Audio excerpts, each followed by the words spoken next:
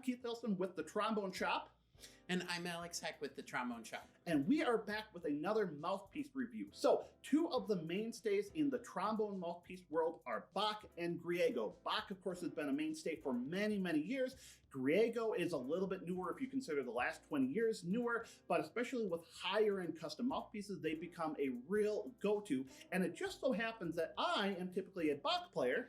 And I'm typically a Griego player. So we thought it'd be really interesting to trade mouthpiece brands here, try each other's brands, and see what we thought about them. So I typically play on a Bach 5G, which I'm going to play today, and I'm also going to be playing on a Griego 5 in their Deco Blank. And I typically play on a Griego 56.25, and today I'll be playing on a Bach 3G. Good, and so we're going to play on them so you can hear them both side to side, and then we're going to talk about the experience afterward.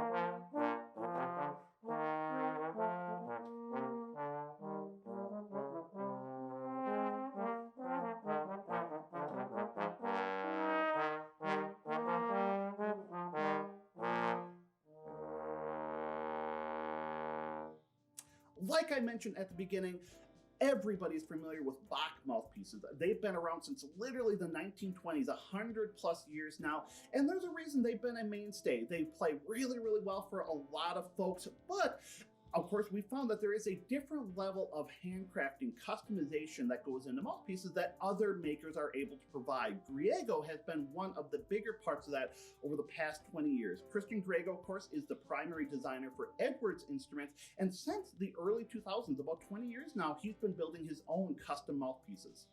Yes, I actually had this picked out at the Edwards factory where I had my horn built. And so this is a special custom mouthpiece rather than your typical 5G, 3G stuff. So. And I think, with a lot of folks, when we're talking about the differences of one mouthpiece to another, it is really, really individualistic. But I think there's a reason that we do see this next tier of mouthpieces there.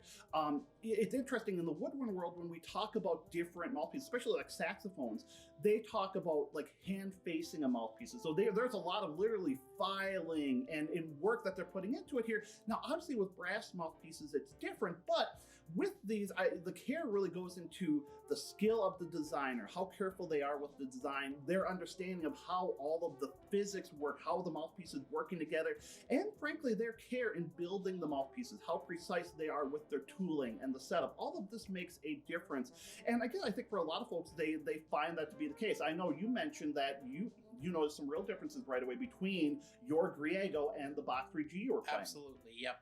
Yeah, I had a tendency to notice that the Bachs were more centered, but they were missing some of the versatility that I'm used to, some of the different densities of sound, things like that are probably subtle, but you may notice them over the listening here. So.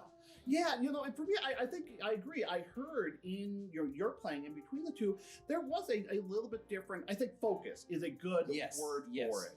On the Bach mouthpieces there.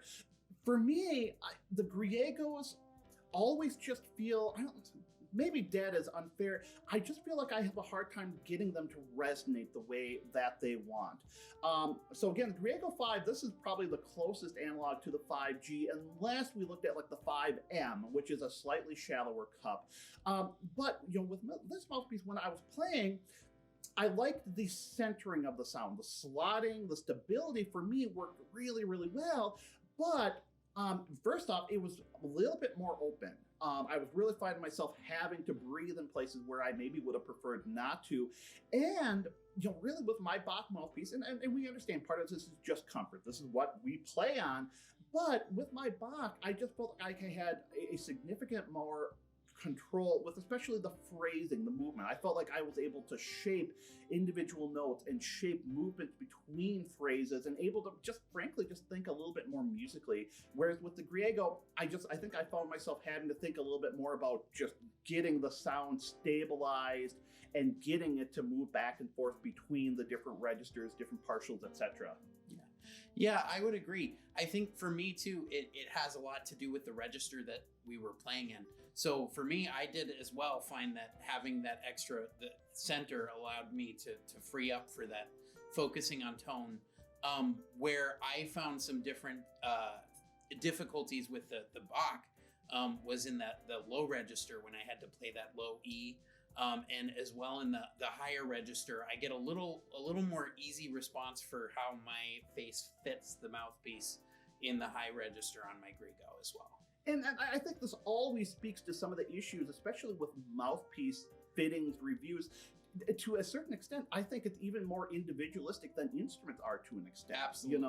I think because, really that initial contact point, there is so much subtle variation in everybody's own aperture setup and their preferences, where I sometimes almost think it's a little bit difficult to fairly evaluate a mouthpiece, because it's like, well, for me, this doesn't work at all. But obviously for a lot of players like Alex, they work fantastically there. Mm-hmm. But I think it's a worthwhile conversation. That's where this is really, really great, because we're able to go back and forth and say, it's like, no, with the Bach that I don't usually play, I like this, but I didn't like that, and vice versa. with that. So it's good. And as always, we appreciate your feedback. So if you have any thoughts on the video here, what you heard, your experience with Bach or Griego, maybe you play both and you'd like to share about that, please leave them in the comments. Be a part of our community here. We've got a good community of viewers, and we'd love you to be a part of that. If you enjoyed the video, consider giving it a thumbs up. If you haven't already done so, think about subscribing to our channel. So hit that notification button, by the way, so you can find out when we've got more videos coming out here. And as always, you can find us on Facebook and Instagram. So from Keith and Alex, thank you very much for watching.